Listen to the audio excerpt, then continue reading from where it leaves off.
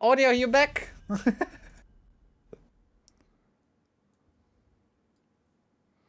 Well, there we go. So yeah, here we are. Infernal Shrines. This is all working out. It's all going fine. Everything's fine. Wait, so Apart from I have just lost connection. oh no. What is going on? I now can't see the draft. Potentially problematic. Sammy, you will have to guide us through. Like this? Mic's not working, no voice. Well, hopefully there is voice now. Oh god. Some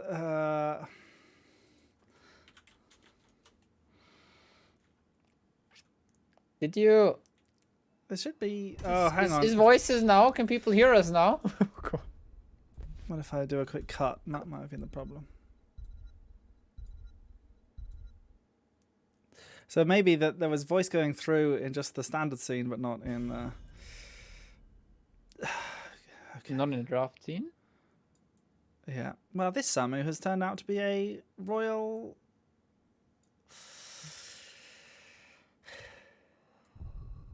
There's still no sound. Why is there no sound? Well, at least I could have heard. I just heard myself in game. In. Okay, there is now audio. There is now audio. Right. Well, as you can see, the draft has gone a bit crazy because of some micro disconnect. Potentially because I pulled my Ethernet cable out, essentially. Yeah, maybe. Let's see. Anyways, we do have Jojo, Sukov, Kelfa so far on this sort of AFK for Coco, Ufer, and Vala setting themselves up for a nice double support comp on this sort of Blackheart's booty call. Auriel Ben is one of the pretty nice healers for those double healing combos with Vala. Ufer, Hogger Ben, of course, Infernal Shrines, great map for him as well as for the Haka, Blaze, and Mephistos. Ivan is also great to push with those Immortals, and he's also gone. On the side of Blackheart's booty call, we now do see Malphal and Anna being picked up, so nano boosted, divine shielded Malphal jumping into the backline of AFK for Coco. Might be there. Yeah, it's sort of a main tank Uther sort of hyper carry composition. You have the Valor to sort of pump out damage, you have the Malthael to help pump out damage as well, and you can keep going with that as well in your fourth pick. We'll have to wait and see what they go for. Sometimes it's a sort of Leoric, sometimes you can go with there, but there comes out the Rexxar and Kerrigan. So I assume that's Spiely picking up Rexxar. He's the sub today for AFK for Coco. And used to play with me a long time ago on a team and played a lot of Rexxar. The comp for picks coming out, but especially with Kerrigan and Kelfos, it's a really good CC chain they have. Jojo's Dukov as well, bringing in even more CC. Okay, and there's a Leoric to finish it off, as sort of predicted. So hopefully everything will sort out now as we go into the main game. But golly, this has been a roller coaster.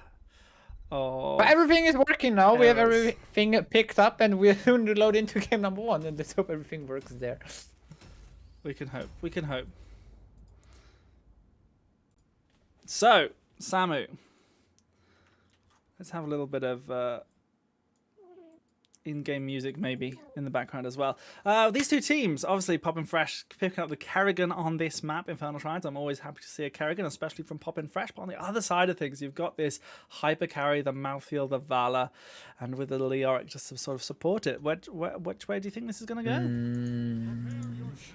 It's gonna be a hard one. I think it comes down a little bit to execution. If the sort of AFK for Coco manages to chain the CCs nicely, then it's gonna be really hard for Blackheart's booty call. But I feel like they have the better draft in general.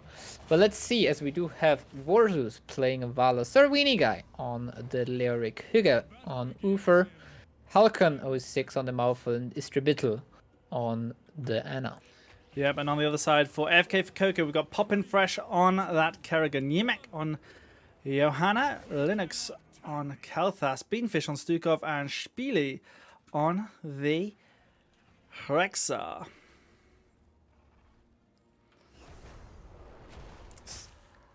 So yeah, we get in here first straight away. We have the Q build coming out from Uther. It's fairly standard, sort of with Uther in these sort of scenarios when you're going for that hyper carry. And then the low blow from Stukov, maybe to try and really get those last bits of damage into this double support composition. Vala, already a lot of damage. A lot of damage on Vala, but the heal and the armor is coming in, and she's staying alive. Yeah, this is exactly, you know, those troubles of trying to kill someone in double support. And Rexar can only throw his axes so much. He's like a discount Zul'jin, essentially. It doesn't have the attack speed nor damage, but it's still throwing axes. Down in the bottom lane, we did see a little bit of an attempt against the weenie guy. Indeed. Now, Quite interesting we have Malfa top, as I feel like Lyric would be better in the Freeman, especially as Malfa can easily take over camps while the rest of the Freeman rotates. Yeah, I mean, it might just be something they do until level 4 or something. I don't know. You know, obviously the level 4 dependency isn't quite as big now for Leoric, but you know, it might just be they want the extra beef in the 4-man as well. Obviously, Leoric has that tiny bit more presence, and if they could find themselves being a bit squishy otherwise. But yeah, they've got this bottom camp already, so the asymmetrical advantage is onto them. And now it is a case of there's this mid camp that Weenie guy's gonna have to clean out, and the rest of the team are gonna be doing this siege camp. But like this, you have 3 heroes on the camps where you would only need 1 with Malfil, and he's pretty much the same speed as Vala and them. And Vala could even keep on stacking her W while still being able to just clear waves reasonably fast. Yeah, absolutely, could well have done. But yeah, we've not seen it here. And yeah, perhaps a lesson learned for the future here. But obviously, we have the camp picked up now, the Bruiser camp picked up by Spiele here for the red team. So that's going to be pushing the top lane pre-objective, you might add. So they may have a plan to rotate Spiele down a little bit earlier. Obviously, the CC the Rexar can provide, especially in these combos like what Carrion's just starting to higger here on the Uther, can be deadly. Indeed. We also do see Pursuit of Justice in Ufa level 4, so giving himself a little bit of extra movement speed in those moments where he steps up and gets the stun in. Oh, Carrion goes in for a combo, only hits the Ufa. He's taking a lot of damage, but in return the Jojo also dropping low to the Lyric. Yeah, but Rex now is actually rotated quite early. Malfil gets prior on the top sign for this camp, so someone should deal with it soon. Also, it will get a lot of value up there, especially hitting the wall now. Look at the stepping up, getting a stun on the Kerrigan. Look at the sustain this team has had, because the winning guy obviously has this self-sustain, but with the backing of the double support, he's able to just stay up there in the front into a Kerrigan and Johanna, really making sure that they're the ones being punished, even though the Sowini guy was being focused by those two. Actually, top camp is getting dealt with pretty quickly by the camp itself, but Poppin' Fresh in the bottom is taking a lot of damage, going for another combo. Does hit it, but will still fall. So Weenie guy, he's just getting healed up and just... You can't kill this guy! No, I mean, Leoric does have a lot of self-sustain, obviously, but yeah, with this double support, it just really makes Leoric into something that's hard to kill. Level 7 looking here. at this level 1 and level 4 talent, where he gets the healing when he hits opponents and the increased range, makes it easier for him to hit even more targets, so therefore he gets more healing, which kinda suggests that he's going E-build to help with the damage, and this also helps with the resets on the level 16 talent. Yeah, could well see as we will get into the later stages of the game.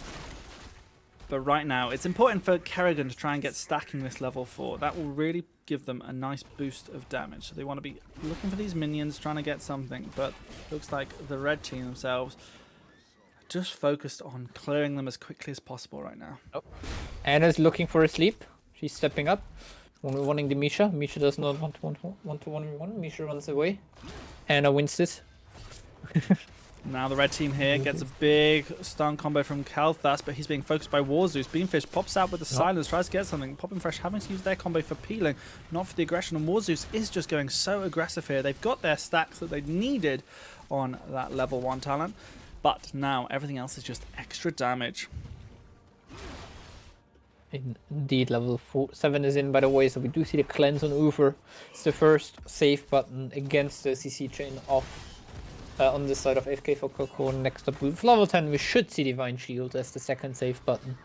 The Malphite will get the self-cleanse on 13 as well. Yeah, So, I'm expecting Tormented Souls here.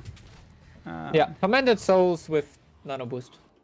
Yeah. On the other hand, you kind of don't really need it if you have like Death Massacre on level 7. For Malphite, you still have a very easy time spreading your mark onto multiple targets. The main thing Tormented Souls gives you is an additional W reset, especially with the Nano Boost. You get, I think, 2 more Ws, which will make a big difference once you hit level 16, where you get the 8% bonus damage on your Ws. Yeah, you're absolutely right. You know, that is what it's used for. And having that instantaneous, almost burst damage for Malthael is a very good adaptation to his kit. Now we see this little rotation in the bot lane. The level 10s now go out for the red team. Picking up that level 1 talent globe as well here finally for the Linux. So we do have the Maelstrom, a sort of counterplay to the Tormented Souls. We'll see 2 rings flying around 2 heroes in these fights. Yeah. It's very interesting to see Maelstrom come out. Usually the thing you do with Ultralisk is you look for pickups, like easy pickoffs on the side, because you just Ultralisk combo, and then you pretty much kill something by yourself on level 16 and onwards. Especially out of a bush, opponents don't have a chance to press cleanse if someone is caught alone. It certainly is a little unusual, but perhaps they'll be using it to just try and be a nuisance. It's more focused on team fights. Yeah. Trying to get those more shields during team fights. I kinda expect to see level 16 the spell power when hitting opponents with ultimate. Oh, we see Yima go in. They miss the Blessed Shield though, and now they're a little bit of danger. Beamfish very far forward, tries to get the silence, gets on Uther right now. Yimek a little bit of danger though, and now comes a beautiful wall here. Warzeus in a little bit of trouble. Johanna is the one that goes down. We see Beamfish still in trouble themselves. Poppenfish having to peel that back as well, and then we see a nice double kill here. So Weenie looking to chase onto Spiele. That'll be a nice triple kill here in a return after the gank from AFK for Coco. Indeed, a really nice situation. AFK for Coco having a right idea, trying to punish that Leo was showing bot side for clearing a minion wave. And just looking for those aggressive moments where they can maybe force a 5v4 fight, quick fight, to kill the opponents. But Divine Shield was not even used here. And we actually do see Shroud of Wisdom on Malphite also. Having those 50 spell armor for 4 seconds. Yeah. It saves him from a lot of burst damage on the other side. There's mostly spell damage coming out from the opponents. Like, yeah, of course, Kerrigan and especially Rexa does a little bit of AE damage as well. But it's kind of neglectable when looking at Kel'Thuz's spell damage and Kerrigan spell damage. Yeah, but there is the Pyroblast on the other side, which it's a little unorthodox, but, you know, having a spell armor against the Pyroblast can always be good. So, Punisher goes over to the blue team once again, and now out comes the Stomp here for Blackheart's Booty Call, and they are looking to try and find something more here. Warzeus steps forward. Yimek trying to think about where they can find this next potential turn here for the red team. 50% down on this Punisher. Can they do something here though? Wall comes out here from Sir Weenie Guy, but they look to get comboed here. Yimek though gets almost deleted by the Malthael. Incredible stuff here. And now Warzeus in a little bit of danger. Vaults away. Tries to get onto Beanfish, but out comes the slaps. Meanwhile at the top here, Spiele was under chase from the Tormented Souls. Looks like one person can escape death, and that is Spiele. In the meantime, top lane, the Bruiser camp for AFK for Coco got quite some value. The wall is down, is not looking for the keep, but Haukon is still on that Malphite to clear out that wave. But again, Malphite showing top, this might be a moment where they look aggressive, but no. On sort of AFK for Coco. Well, Johanna is They're actually just going as 5. They're going as 5 to bottom. They have Boars, they have Blessed Shield. The only thing they don't have is the Flailing Swipe. And they don't really need that to engage here. So Malthael is coming down here, but they need to try and find something. A beautiful sleep is there. A So Weenie Guy is going to get comboed, but he still has his Unstoppable Walk if he so wants to. He is just being so patient with it right now. Out comes the hand. They're looking for the combo once again, but So Weenie Guy just What I just walks realized We do see a lot of stuns on the side of AFK for Coco. Kelfos, Jojo W, Jojo Blessed Shield. Oh, And there's the Blessed Shield. The balls Wait a come out moment. as well. Out comes Kalthas's combo. Anna is almost going to instantly Divine die, Shield. but gets the Divine Saving Shield. Anna. Instead, the damage goes on to Vala. But unfortunately, Kerrigan goes down. Ooh, Istrabita having 200 HP there. Oh, very close there, yeah. What I was about to say, we do see on level 13 for Anna smelling salts, removing stuns with the heal and giving 50 armor for 2 seconds. So it's not just Uther armor, it's also Anna armor. So whenever you stun someone, there's the danger of the target getting 50 armor from Anna immediately, and then you just can't kill anyone anymore. There is a load of armor, absolutely right. They could have had that Uther talent as well for giving armor to stunned targets on level 7, but obviously they went for the cleanse instead, which is a very viable choice, especially when they've got the smelling salts, as you said, on level 13. But still, we saw an aggression. We got a kill here. AFK for Coco are not down, and they are certainly not out yet. Vala is back now. We do still have 16 advantage, and they're looking to invade the siege camp there. Yeah, Yimek is going Kerrigan in here. stepping up. Kerrigan steps up. They're going for the siege camp. They get it. Out comes a nice silence, a nice route as well. This is a choke point they don't want to be in. Out comes the Maelstrom. On top of it, though, we do have the Tormented Souls. The Flaming Swipe comes out, but it's just a little too late. Misha goes down as well. Halcon able to get themselves keep going there through that choke. The Smelling Salts just making sure it's so hard for the red team to peel themselves away. Indeed, this will be the bot fort also falling, which helps some setup for the next Punisher. You know, they're still not done here. They're still looking to fight. Yeah, Teammate gets sucked out by Leo, who went for the Drain Talents on level 13 and 16. not just that, but as you previously said, the mortality on level 16 here for Malthael, that 8% damage is really lowering the life expectancy here of Johanna. So with this, we do have the blue team once again shaking their asses on this objective, making sure that they are primed and ready to be in the lead here. Keep their lead and punish the red team for giving them so much space. Yeah, I mean, it's really hard into those double support comms to really look. I feel like on the side of AFK for Coco, they would have needed to look more around not fighting the double support foreman. Like, more look at this mouthful in the soul lane. He has no cleanse. Like, just have a Kerrigan rotation, Kerrigan Stukov rotate there in between to just get a combo off and maybe even kill him. Yeah, it's a really hard thing to do sometimes. Yeah, of course. Like, you know, if you're missing, it's really hard. Because the opponents also call, hey, they're missing. Be careful, top. It's that thing of you're playing standard Heroes of the Storm, but your enemies are not. You know, that is what this double support, Leo main tank, Uther main tank. I don't know who's main tank here. The composition it's much different playing normal Heroes of the Storm, and you can't just team fight your way better because the team fight ability of this blue team is just so good. Yeah, it's really hard for Coco, especially now looking on at the state of the map. It will be really hard for them to mount a comeback here.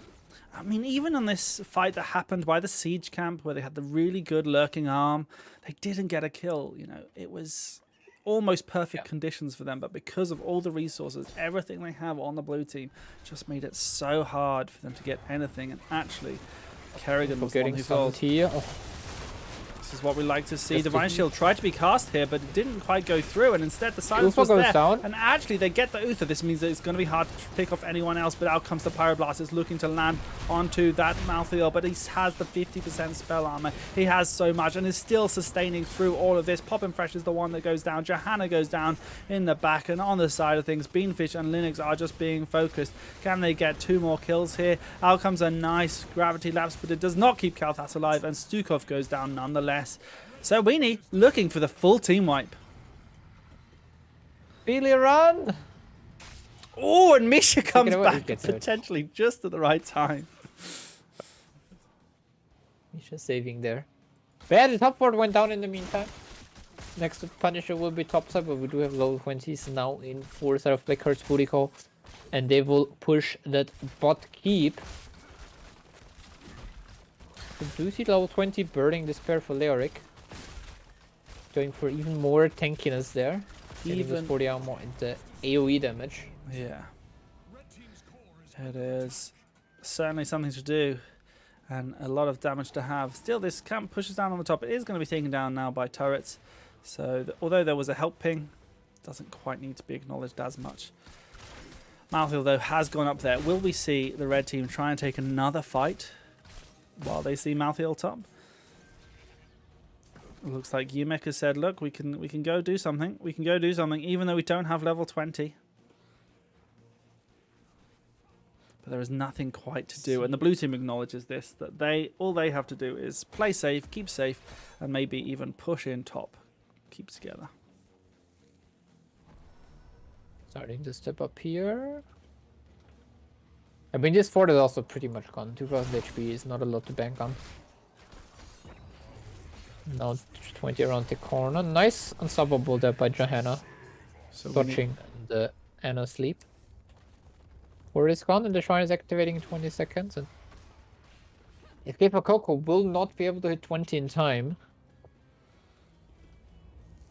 Or it's going to be really close towards the end of the shrine phase. Yeah, they might just have to go for a little bit of a Hail Mary unless they think they can defend this Punisher through the keep wall at this later stage of the game. The blue team will just be picking up these shrine minions. So easy for Malthael and Leoric to do this together. And Anna is just giving them a helping hand by shooting one minion every so often. Meanwhile, the red team are trying to take some sort of just desserts here. Yeah, getting the bot fort, trading off the Punisher for level 20. And this one fort. But yeah. I mean, top still the wall is there, but they kind of have to go there now to defend it. They do. And the blue team are taking this Bruiser Camp to bolster their attack in the top. But with Kalthas, should be no real problem with the minions. It is just going to be that issue of the Punisher itself. That's going to be something to worry about. Of course, level 20s do mean we have the Flamethrower, the Blessed Shield upgrade, Nexus Blades, or Frenzy of Kalnamore, really, for Spiele. And now Kerrigan has gone for Assimilation Blades.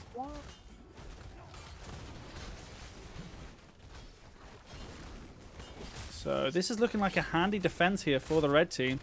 Blue team not yet putting on the pressure onto the keep. I think the keep will go down, but it is certainly still open for them to keep themselves in this game. The keep will go down. Let's see if they will be looking for a fight now. Minigun misses his outcome goes in. No, Malthael is starting. Yeah, the Black Pick Shield Kerrigan is the one to go down first. Trading her off for the Lyric though. Misha will fall to Malthael in a moment. Yeah. I mean, it was Vala, but still he did go down. The blue but it team, was just a 1-for-1 trade. it was, but of course Leoric has the added benefit that it can come back quicker and also immediately on the battlefield. And that, at this moment in time, is directly under the red team core.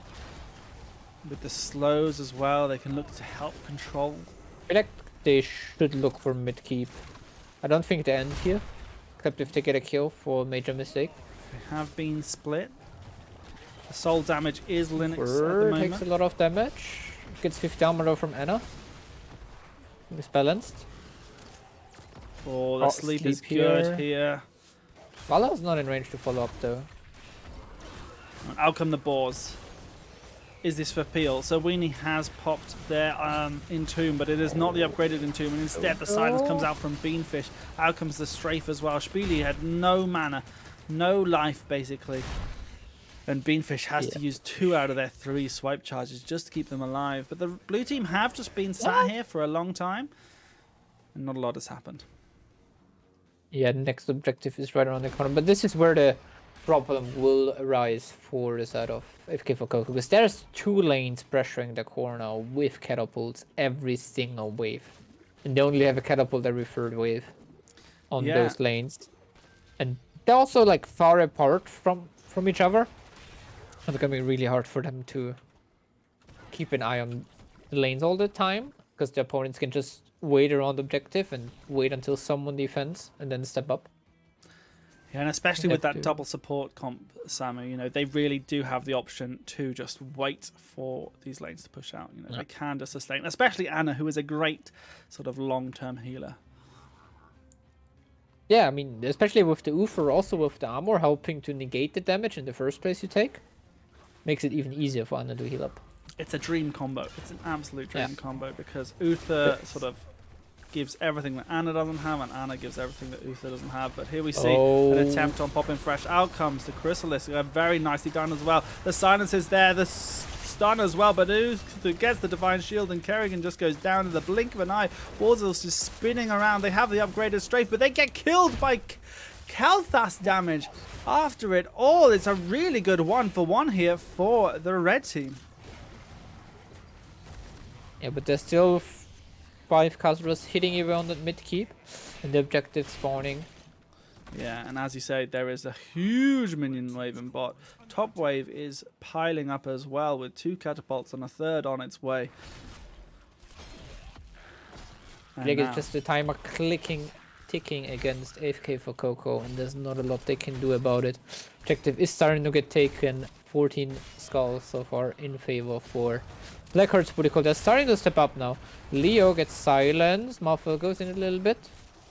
Goes for a little bit of damage here. Yeah, they need to be thinking about doing something here. Kalthas tries to get the stun, gets it onto Halcon. Yemek on the side has that blessed shield. They need to try and combo it with Linux. Linux is the sole damage right now for the side of the red team. And if they can find anything, it will be decent. Out comes the Boars. The Boars hit onto Sowini. Sowini pops out the Spectral Walk. They're still trying to do anything, but the amount of armor they have on the side of the blue team is shield phenomenal. comes in. Leo in a lot of trouble. Actually, Leo gets nano boosted. And out comes the Divine Shield as well. Keeping Sowini alive just for the additional control. Poppin' Fresh trying to do everything they can in the back here, but they just can't get the damage. And Leoric does not go down. Instead, Johanna and Kerrigan were the ones to demise. Oh, Helcondo goes down to a nice Pyroblast there from Linox. I've just really Linox with those Pyroblasts is punishing very nicely. But it does not be enough Beanfish. Dropping low, and yeah. Core lost the shield already. Spiele trapped inside an entomb. Slept, goes down, and it's just the core already dropping down to 48 HP even before the Punisher joins, who's just finishing off the mid keep, you know, for max XP here. And this should be GG's. Game number 1 goes over into the hands of Blackheart's booty call in the first Nexus Rumble. The first map of Nexus Rumble this season. GG, well played. Yeah, certainly a very good performance from them here, Sammy. Indeed. So we're here. Hopefully, no more tech issues. Hopefully, there is audio galore and just a whole load of general things. Yeah, but there we go. Blackheart's booty call taking game number 1 here, and they deserved it, certainly so. With that draft, very much a sort of I don't know what to call it. A competitive draft, I suppose you could call it. Really does pop out well. You know, that the Uther with the Divine Shield and the Mouthfeel, it's so hard to deal with, even though they had some really great tools on the side of AFK for Coco. The Smelling Salts, as you pointed out, the Uther, just general armor was phenomenal. And Uther went for redemption, but they died once. But that was pre-level 20, so 0-20 value here. It's basically like picking Viral Infection. Yeah, I feel like Uther and Mouthful are those 2 of those heroes. When you really feel or see that you don't really need the revive, you don't have to pick it. No, and there's so many good talents on the side of on Uther. You could have gone for the group Group Divine Shield. It's pretty good. Don't I know it is. I already got screwed off by it like a few times playing how's it called? Maya for Kerrigan. Against those heroes, it's like really good. Like, you know, Kerrigan is like, I've got a 3-man combo. What are you gonna do? Boop. AoE Divine Shield. It just let's go. really does help out. Now it looks like we're going over to Battlefield of Eternity in this little tiny map pool.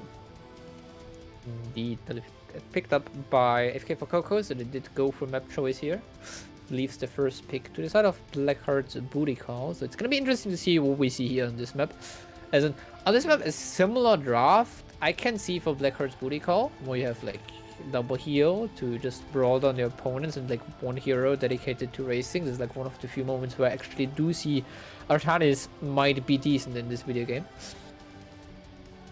And then you just have a double support comp fighting your opponents all the time. Yeah, and you know, I love a bit of Artanis, Sam. I love a bit of Artanis. I don't. I love to see it. I love to see it, especially on this map. It's great. Don't knock it. Don't knock it. You know, until you've tried it on this map in particular. As I just update what has happened in this map. This is a pick by the red team, of course, being AFK for Coco. So yeah, they might feel a bit more comfortable in this map compared to the Infernal Shrines that was picked up before them.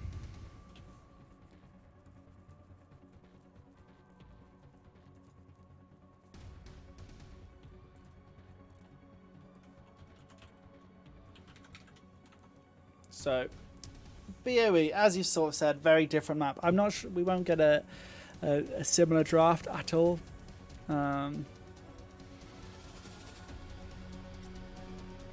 Let's see. In general, for this map, like Hanzo, Vala again, pretty high value. Hanzo with his W build, Li Ming just being an insane poke hero for this map. So, I didn't expect them to see a high priority in the draft. But of course, there's always the Greymane and the Reynas, which can sneak in with their immortal damage. In terms of tanks, I mean, there's a lot of possibilities, especially Diablo is pretty nice on this map. Yes, certainly can be. You know, you can control quite well out of those bushes and sort of make some big combos happen. Yeah, I would like to see that sort of Li Ming come out here. Obviously, a very good pick. But we'll just have to wait and see a little bit of what these guys want to play. Yeah, Blaze would be another one to have, of course, that was missed out in last draft. I think he was banned first rotation. That's why I lost the bans. Of course, when I disconnected. Yeah, Hogger Blaze. I thought Sylvanas Mephisto. But maybe it was Sylvanas Mephisto on one side. Is it Blaze Hogger on the other? I think it was Hogger Blaze for booty call, and then Sylvanas plus. I don't think it was thingy for them. I don't think it was Mephisto for them first rotation. I think Mephisto was the then second rotation by Blackheart's booty call, because Mephisto is an insane pick in the double support combat. Early picking Ufer kinda hints to be like, hey, we wanna maybe double support. So would have made a lot of sense to pick Mephisto early into that. So BOE. No Blackheart's Bay. Not this time in the Nexus Rumble. I think it was summer. We could maybe in the off season. yeah, we could just sprinkle a few fun maps in the Nexus Rumble. Who knows? Make it 6 maps per round, just at Brexis and Blackheart or something. Oh no! Like something special every day, every time. Hanamura. I've always wanted to see some more competitive Hanamura, but it looks like our teams are ready. Even if Samu's not. I'm looking for my phone at the moment. There we go. I just came home, jumped into a different shirt, and I'm sitting now here right in front of my camera. That's the dedication I have. I even I maybe broke a speed limit or something. And if I'm being home just to be here in time for you guys. Just to be here for the Nexus Rumble. Well, we appreciate it, Samu. We appreciate it no end. All right. Now, here we go. So, BOE, first pick is for Blackheart's booty call. What are they going to go with? First ban as well, so. Let's see. First pick, first ban. First decision to make. They said they were ready. Turns out they weren't. Turns out... Oh, maybe they are. They're just leaving sometimes. Let us, you know, let us smell a bit. But there's the Vala, but immediately from Blackheart's booty, which is quite interesting because knowing them a little bit, especially from previous seasons, I know that Warsus enjoys playing Vala a lot. And Vala is like one of his top 3 or top 4 heroes. Yeah, so I'm a bit surprised to see her getting removed here. Obviously, they played Vala last game as well. So, yeah, it means that perhaps they've got something else that they want to first pick. The Mephisto banned out here for AFK for Coco as well. So don't want to be thinking about that rubbish either. Yeah, it's target ban against Istrabiddle here. I think no one else plays Mephisto on their side. Of course, they've got some other things that they might need to think about. So the second ban is very important here for Blackheart's Booty Call. Will they ban out something similar to last time? Will that Blaze be let through? Or is it just going to be a sort of standard ban? And there's a Hanzo, which Poppin' Fresh does play a fair amount of and is known for their Dragon's Strike. Indeed, AFK for Coco, one of the first teams actually to do a really nice combination between Dragon Strike and May Ice Walls back in the day. So definitely one thing they're known for by now. And the Hogger ban again. Yeah, but out comes the Blaze. Big Boy Blaze is that first pick here on this map. Yeah, he left open this time. I'm wondering about the Mephisto ban so much, because like Mephisto is not a good pick for Battlefield of Eternity, and if you're really afraid of him, I don't think the opponents will pick it up first rotation, so you just might ban it second rotation. Anyways, next 2 picks. Ming is open. There we go. Maybe a Blaze with it. Stitches. Quite interesting to see Stitches being picked up with Ming. Usually with Ming you want those CC tanks where you can just follow up onto the buttons. Like Johanna is one of the weaker ones with Ming because, you know, just a condemn to follow up onto. So maybe Diablo, Garrosh, Muradin. Those would have been the picks for me. Maybe even Anub to beat a little bit of it in now because Anub forces Ming into the laser. Just insta-open those cocoons. Yeah, I mean, it certainly is a pretty sort of good thing to have, and Li Ming obviously benefits from having a little bit of range between her and the target, whereas Stitches brings that target right up close. So it can be a little bit tricky, but Garrosh and Greymane on the other side, a little bit interesting here. Obviously, the Greymane can bring a bit of burst with the Cursed Bullet, perhaps a little bit of gnawing action with Go for the Throat, but mainly Garrosh being able to walk up into Stitches is quite nice, and being able to throw people about into the stuns of the Immortal. It's a great pickup here for Blackheart's Booty Call. Indeed. I think, as you said, you know, Anub could have been a really great option, obviously, because of that gap closing ability that they have. But seems like we have lost Samu for the time being. Oh no, Samu is just... I'm back. I'm sorry. Samu's back, everybody. Did it? Don't worry, I'm still here. Nothing has happened. Clicked on a voice channel somewhere else. But yeah, Anub can be a great thing because of that gap closer, because of that thing. Garrosh is going to have a little bit of a trickier time closing that gap, of course, against Stitches. Stitches can use the slam to try and slow them down. But well, in return, though, he has the self-unstoppable and the ally throw, so he has 2 unstoppables to work with against the Stitches. Where the best tool Anub has is to cocoon Stitches, and with this force, he's kind of forced to use the cocoon onto Stitches then, to immediately drop out the target.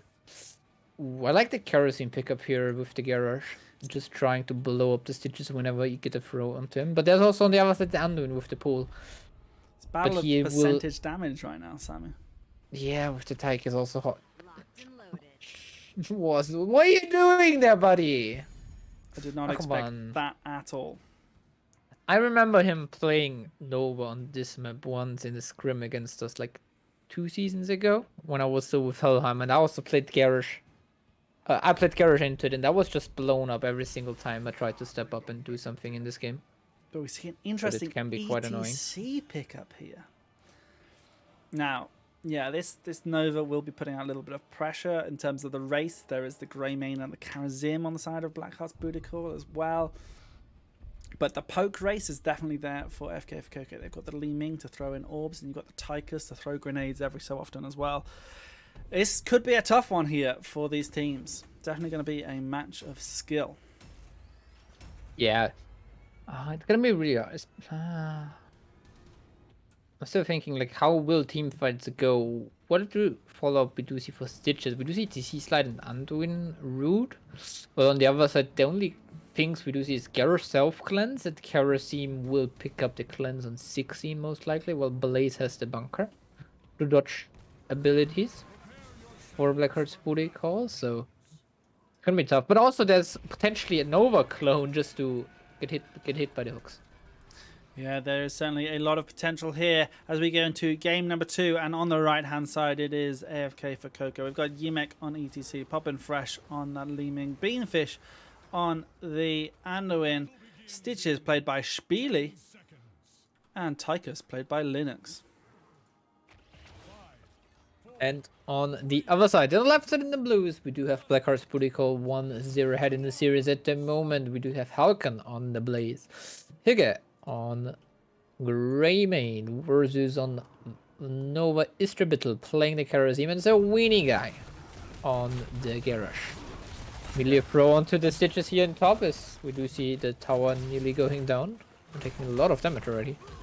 Yeah, and a little bit of farting comes out of Spiele, able to get themselves away, but already so much damage goes onto Warzus and Istrabitov from these towers. They have to be a little bit careful. Out comes the throw once again onto Spiele, and Spiele is actually the one who goes down first.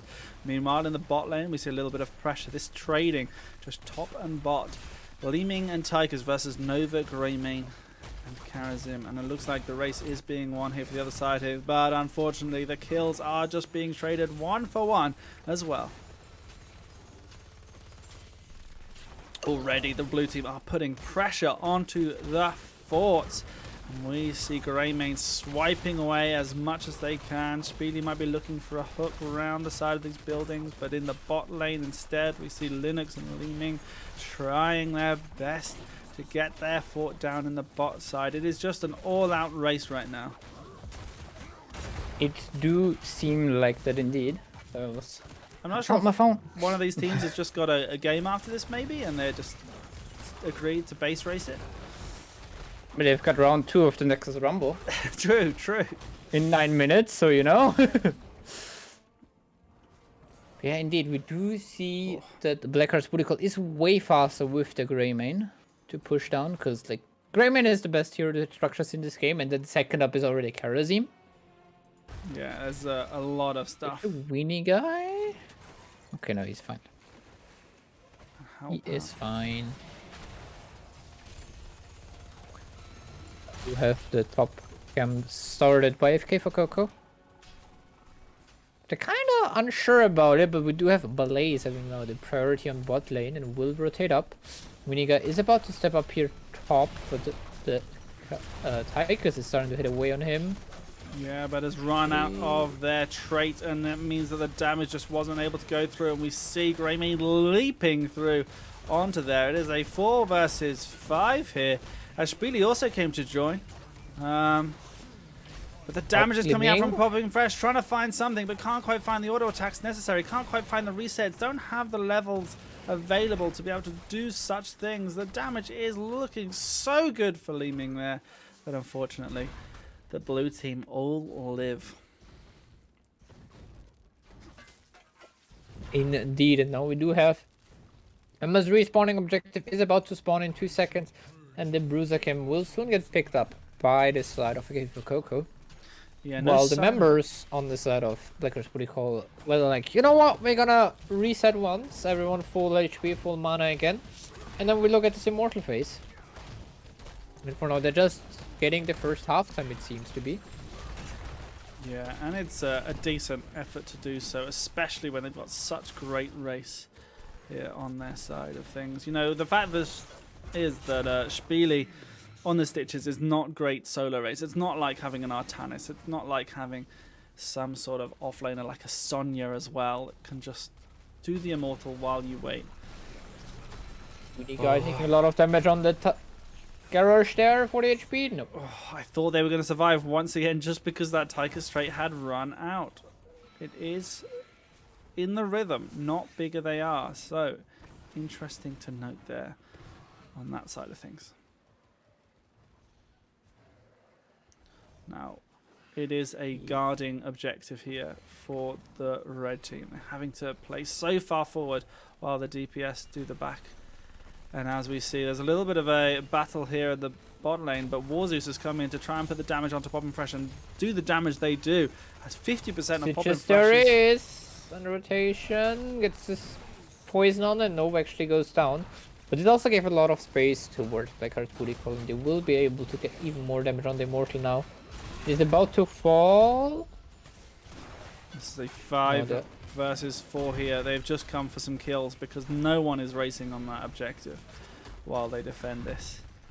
And they have to acknowledge that the time they are using here is just time that Nova's going to use to come back. And there is already pressure in the bot lane still going on from this siege camp, bruiser camp. Indeed. Ooh, Garrosh getting rooted, but it is taking a lot of damage. Terrazim going in looking for the kill. Pull from Unknown is saving him.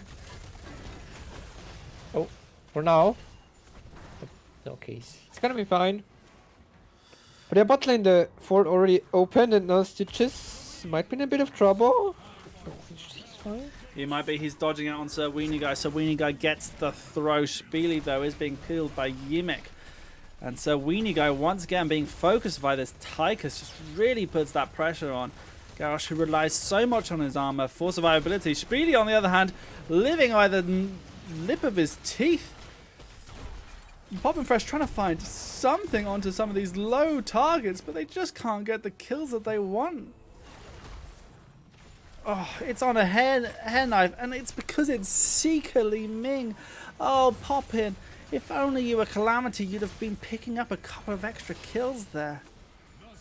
But on the other hand, I feel like having Charge Blast and Seeker will make it a bit easier for them during the objective phase, because so far they have nothing to raise. Like Tychus is meh, Li Ming is meh, Yeah. and they're going up against Grey Main Kerosene. Of course. Like they just struggle insanely. They have to have a 4-man defending the objective and Li Ming to raise. And even then, there will be a Nova who will be around and try to stop her from racing. Yeah, I certainly do appreciate that the magic missile talents can help a damn bit with doing these races, with just focusing down some of these big targets as well that end up in the front. As we see that Halcon here with a nice stun. Linus is going to be in a lot of pressure here against Weenie Guy and Warzeus. They do get themselves out here as the damage comes through from Li Ming once again onto Warzeus. But how are they going to finish off these targets, Sammy? That is the question. How are they going to find that last bit of damage? It has to be all in one go, almost. Yeah. The Vulcans are in now for the side of Blackheart's booty call. While its challenge goes bullet, bunker, triple tap, and Terrorist team waiting so far, but I expect it to be 7-sided strike. Yeah, there we go. You know what I'm expecting is Mosh Pit and also Holy Word Salvation. Because the interrupts are few and far between. You've got Blaze, you've got Garrosh. Blaze and Garrosh. Blaze can't interrupt Mosh Pit. Garrosh can. He has Q and he has Unstoppable and could run in and taunt. He would be forced to hold his buttons then for those. And obviously, he would have to hold his buttons for Mosh Pit if Holy Word Salvation was the option. And Blaze has to sort of think about their cooldowns to try and interrupt there. But yeah, there's certainly some options. And I'm just trying to think of how they're going to deal with triple tap later on into the game. Out comes the 7-sided strike. He does not connect with anyone. Here's the opportunity for them to try and get something on the back line. Triple tap goes on to Pop and Fresh. The counter kill, level 10 is in now. 4 AFK for Coco. Yeah, and the red team, they really need to look to punish this as quick as they can, because this immortal phase is quickly becoming a swipe over here. They get the hook onto Higa. Higa is going to go down, but not without a fight. They managed to get the immortal, and now it is just a case of the red team need to try and do as much damage as possible.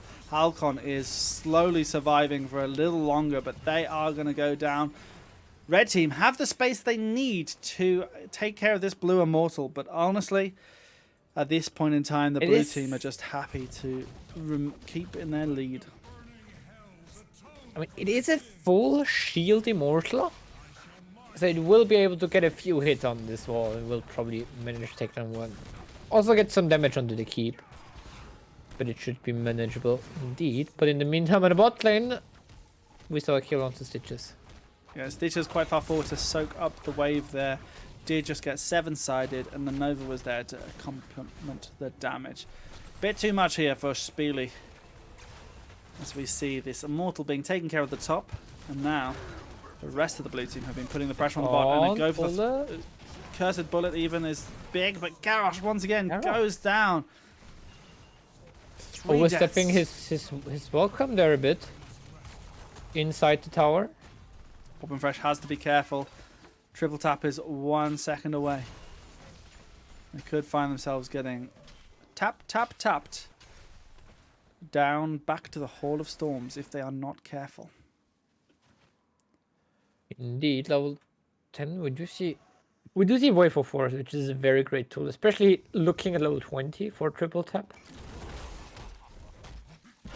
I like it a lot. I'm not 100% sure about Putrid Bile, but I guess you don't have any structures left where you can like take them to.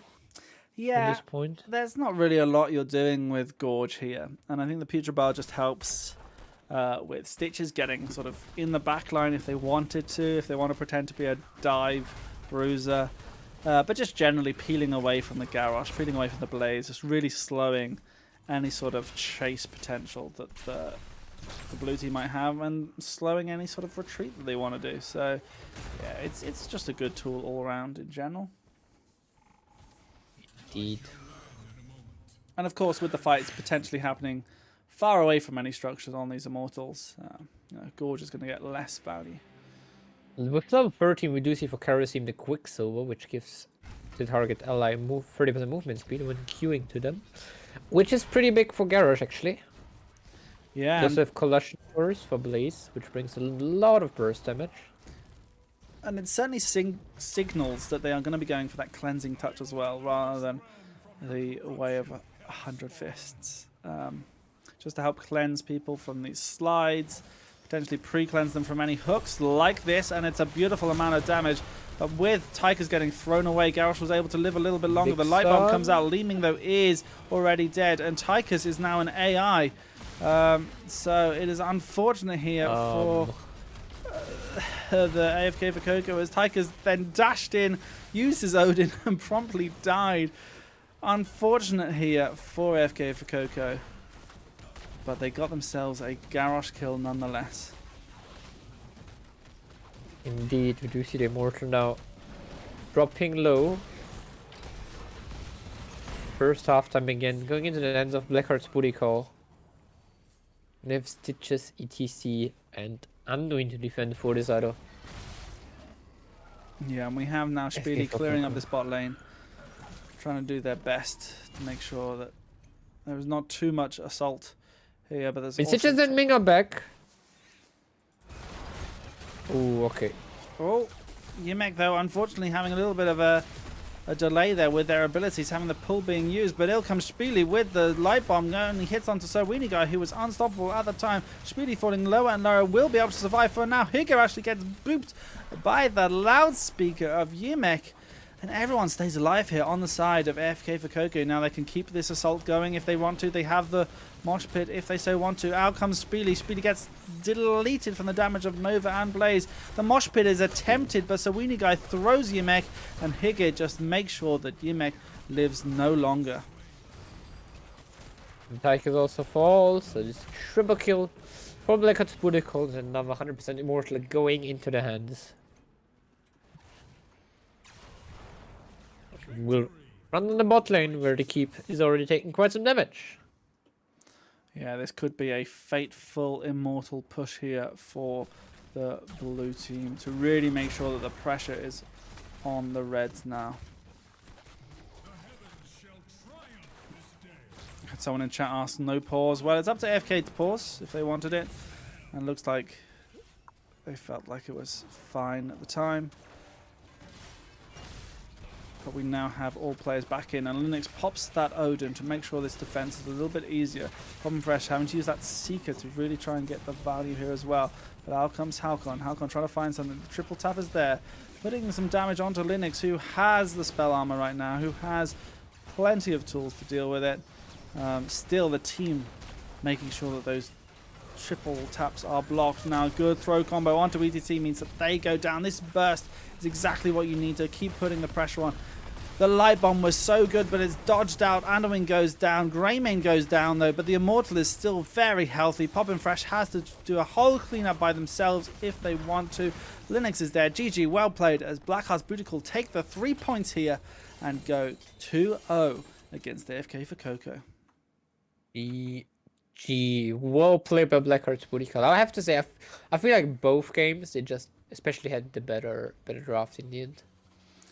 Yeah, certainly, you know, that control as well. And the Nova did really complement it. I am in a terrible position to be on cam. So far too relaxed there, Sammy. And yeah, it just meant they could do a lot. You know, the red team, they had a lot of early game kills. They were doing really well with that Li Ming, with that Tigers, really punishing onto the Garrosh. But at the end of the day, you know, that's not what matters. And the Immortals just were consistently going over to Blackheart's Booty Call. Now, we've got to try and find where our remaining teams are for the second half of the Nexus Rumble. In the second series for today on this channel will be Munchies against MK Robotics V3. Yeah, and you know, that should be a good match as well.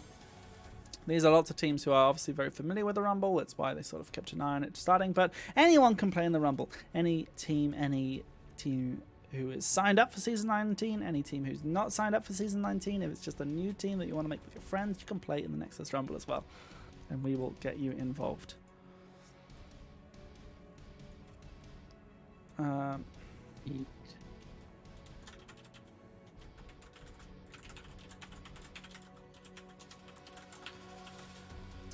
Another thing that is happening at the moment is the Athena Championship, which I am wearing merch for right now. Sign-ups are open for anyone who feels like they identify with the tournament. Details are available on the Heroes Lounge website, heroeslounge.tg. It is open as a solo sign-up, so you sign up and then we will give you teams. But yep, it is open to anyone who is women, including trans, cis women, femme identifying or presenting non-binary players as well. So it is a very open tournament in terms of that respect. So we want to make sure everyone... okay, it seems like the opponent was late on the side of the Munchies earlier on. How are we going to do this? That is the question. I found my phone by now, so I don't need to. Huh? I have found my phone by now, so we don't have to pause when we're looking for my phone. Okay. So yeah. Well, we might have a little bit of a wait if we are waiting for these guys. Maybe we should just jump over to a different series. Maybe. Should we? So the other ones are. It would be Murloc Inquisition versus AFK for Coco,